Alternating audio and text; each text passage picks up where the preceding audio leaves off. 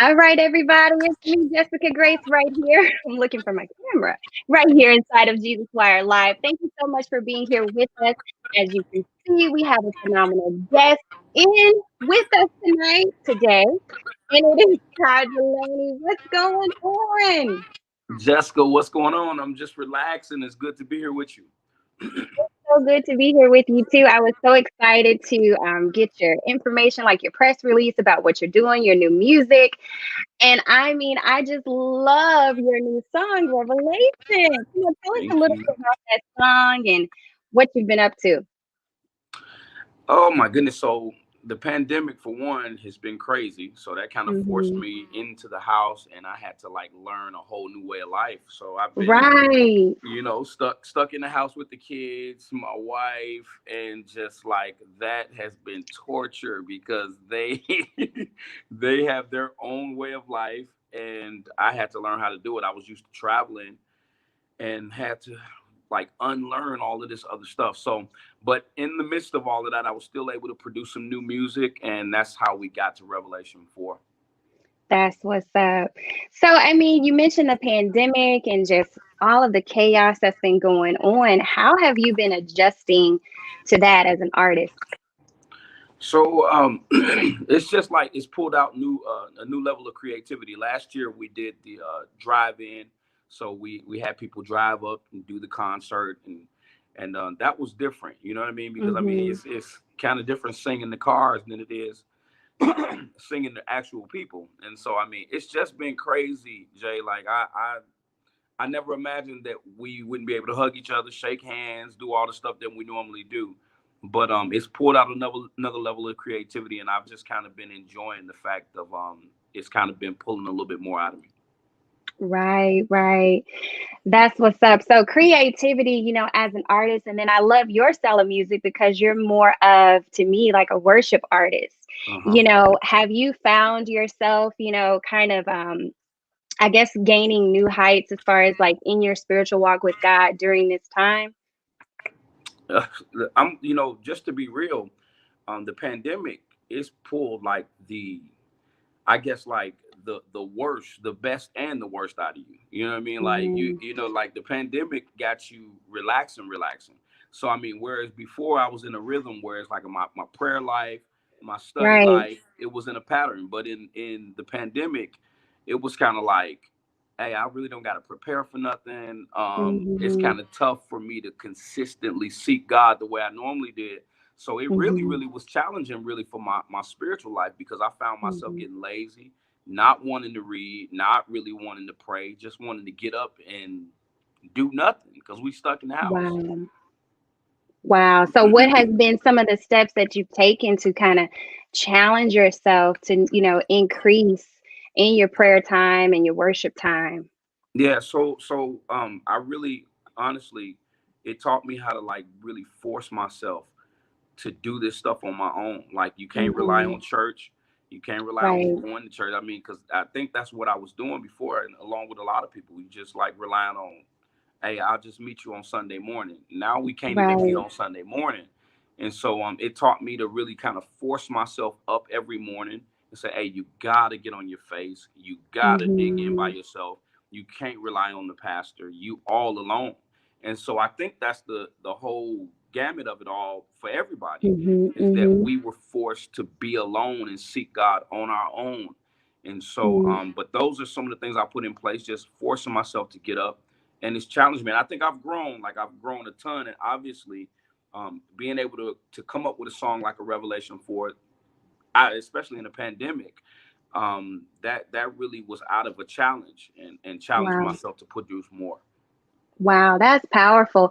I love how, your song is so powerful, but the fact that you produced it out of a rough time. Can you kind of speak to the artists or the songwriters or the ministry leaders who are listening right now and they kind of struggle with creating content? Can you kind of speak to them and kind of encourage them with your story of the songs that you've written and how to, produce that masterpiece?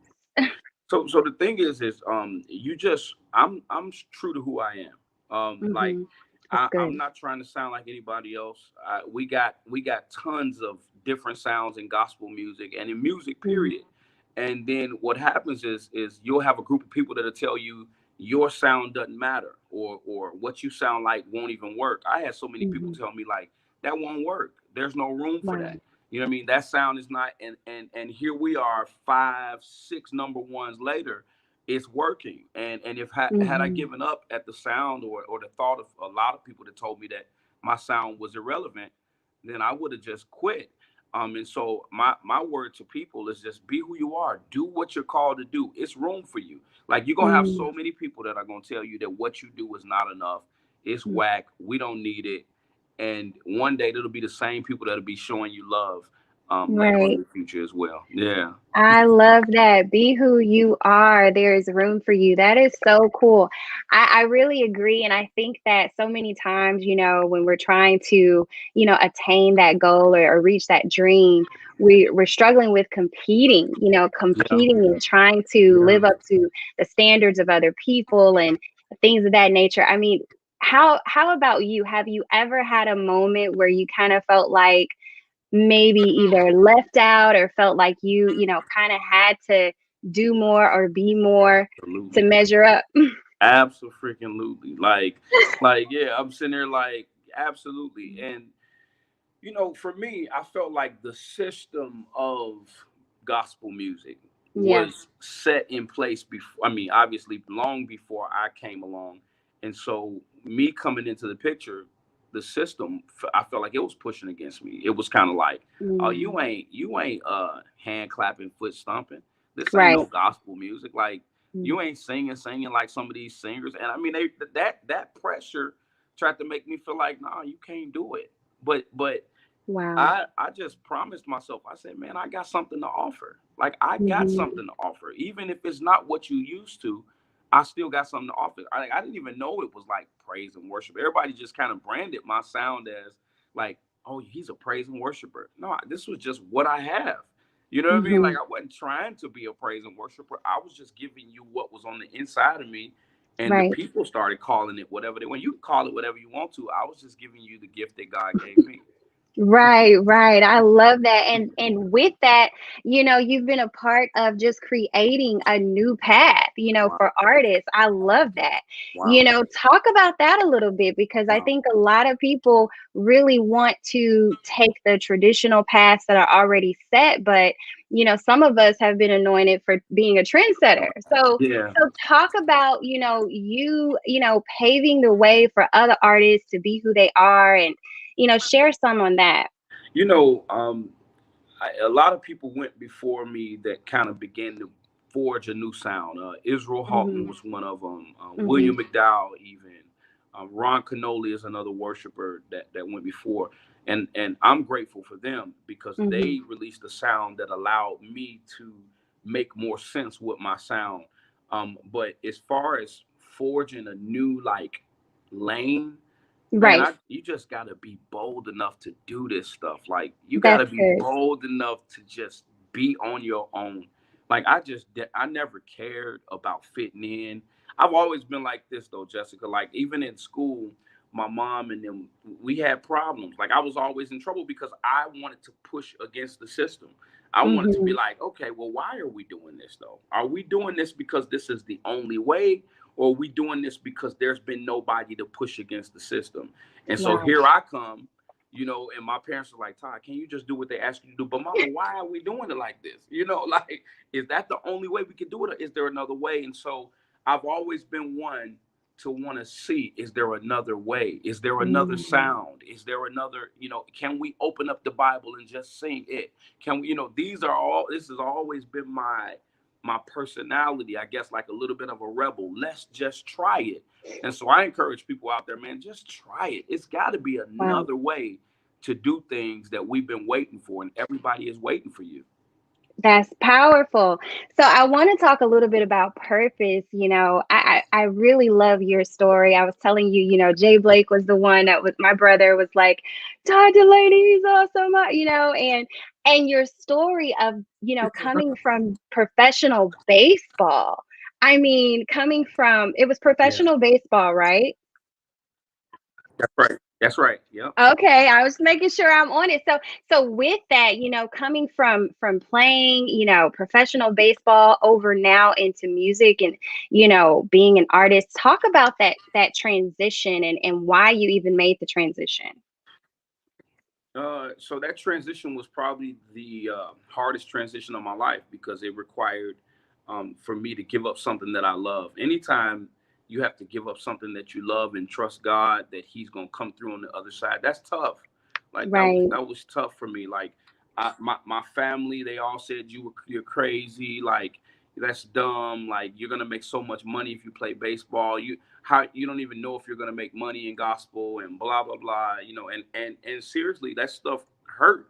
Like I didn't Yeah. know if they were right. I was like, man, they might be right. I may not ever make money doing this. I may not. How can I provide for my kids? Like, what am I gonna do? And I mean, at Wow. nighttime, I would feel that. I would be like, dang, like maybe, But the thing was, is that like I knew I had a promise from God. I knew I wanted to make an impact on the world. I wanted Mm, to impact people more than just you coming to a baseball game and watching me play. See, it, like the thing about purpose, man, people think about money and they think purpose, and like that's confusion. Like money does not equal purpose. Like that's good. it's that's the problem. Like that's the problem with the world, man, is that people equate purpose with money, and that's not the thing. I found purpose in impact. The way I could impact the world through song changed the game for me. Not the Mm, fact, like, you come to a stadium, watch me play, you may have some drinks, have a good time, and never remember who I am or how I affected your life. But if you mm. come to a concert and the presence of God meets you there, or if you hear a song that shifts your entire life, my impact has been greater worldwide than baseball could have ever allowed me to be. But if you're trapped in the thought of money, you will miss the whole thing. Wow, wow, wow, wow. Legacy. Come on, legacy. Right, right, right. It's all about leaving the right legacy. So, with Absolutely. you, wearing so many hats, a husband, a father, a Yeah. business owner, worship leader, how are you balancing? What do you do to just try to make sure you're doing well, with the different hats that you wear? I mean, so I'm tending to the family first. That's one. My Mm, family, because I see them more than anything else. Like right now, we just got to Miami. My wife and I, celebrating 10 years of marriage, yesterday. And so, that's today we're in awesome. Miami. We're going to turn all the way up. Like this interview, is not anything like I'll be in about 2 hours from now with my wife. So just so we know, I've stayed focused. Jessica, I have stayed focused so we can interview today. Yeah, But after this interview, it's going to be a turning of Mr. Todd Dulaney, and you I'm know going to be what? lit forever. Yes. But seriously, that's how I That's manage what's it, up. because I have to make sure that I'm open to enjoying myself with my family, not to the point Yeah. where I'm like, I'm so heavenly minded that I'm no earthly good that they can't even enjoy their dad or their husband. And so, it's thank you. I see somebody say happy anniversary, thank you.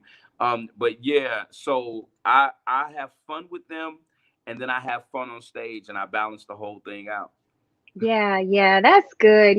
Balance is key and prioritizing and, Yes. also I know I've noticed, you've done a lot of collaborations and you seem to have a really good, solid network of other artists who, balance a lot and you guys Mhm. do a lot of work together.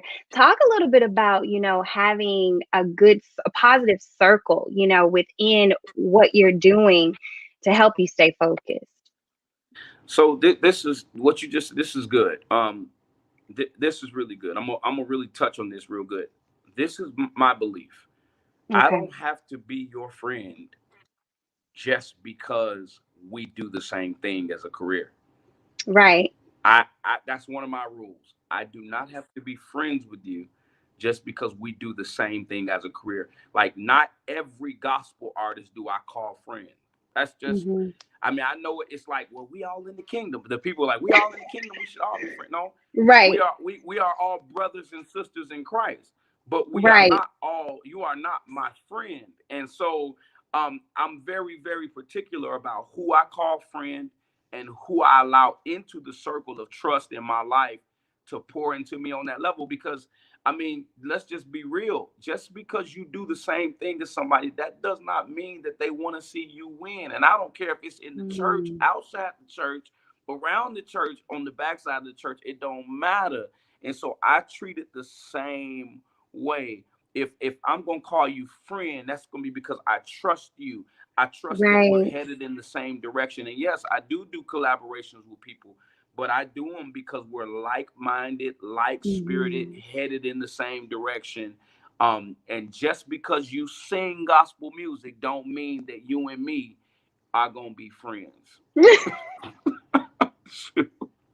Right. But do you feel that, having strong relationships contributes to, life success and focus? Absolutely. Absolutely it does. But those relationships have to be of people that are like-minded and Right. like spirit. Yeah, and absolutely I do, because relationships are the way that partnerships even are the way that Hmm. you expand in business and in the kingdom. You know what I mean? Like Right. partnerships are everything. But sometimes I think we make improper partnerships because we Right. just want to partner with people that are doing the same thing that we're doing. But no, that's not always the case. I want to partner Right. with somebody who's headed in the same direction destiny wise as me. That's what I want. I'm Right. like, if I see that we're going in the same direction with destiny, then I partner with you. But if you just, well, you sing gospel, I sing gospel. No, I can root you on from afar. That don't mean we Yeah. partners. You know what I'm saying? So yeah. Right. That's good. And it sounds like that's also what it means to protect your space, Oh protecting yes, your peace, protecting your anointing, protecting your peace. yes, That's powerful. Yeah. A lot yes. of us do jump into relationships or friendships with people, and we're not very mindful in making sure that person is like minded. Absolutely, So absolutely, Jay. we don't want to keep you because we definitely want you to enjoy your anniversary. It's gonna be lit. It's no. But real quick, congratulations on the Thank new you. single Revelation 4. What do you want listeners to take away from this song? So we pulled out of the scripture what's happening around the throne of God. Hmm. Revelation is a book that we kind of we look. People told me, man, that's too scary. Don't be reading that. Stay away from that. So, but I've dug into it, and I want people to know that around the throne of God, Yeah. they're constantly giving it to him. Holy, Mhm. holy, holy. You're beautiful. You're gorgeous. So, regardless of what's going on down here on earth, we get so caught up in all the chaos here. But around the throne, they don't stop. Like it's Mhm. going down up there. Even right now, while Wow. we're talking, they are Mhm. screaming out holy. The elders are casting down their crowns. They're at the feet of the king, in love with him. And so I just really want people to really just stop and get away Mhm. from the chaos for a moment and just say, wow, you know what? Even though it's a lot going on earth, it's still a place where God is still on his throne and Yeah. he's still receiving glory. Wow. That's powerful. I love it. Just stop for a moment. Well, thank you so, so much, Todd, for just taking the Absolutely, time Jay. out to join us. We definitely want to have you back sometime. But in the Absolutely. meantime, everybody, please go and download the new single. It is available on all digital music outlets, and the song is entitled Revelation 4. Stay plugged in right Absolutely. here at Jesus Wire. Thank you. Thanks so much. Thank you, Jay. I appreciate it. No problem.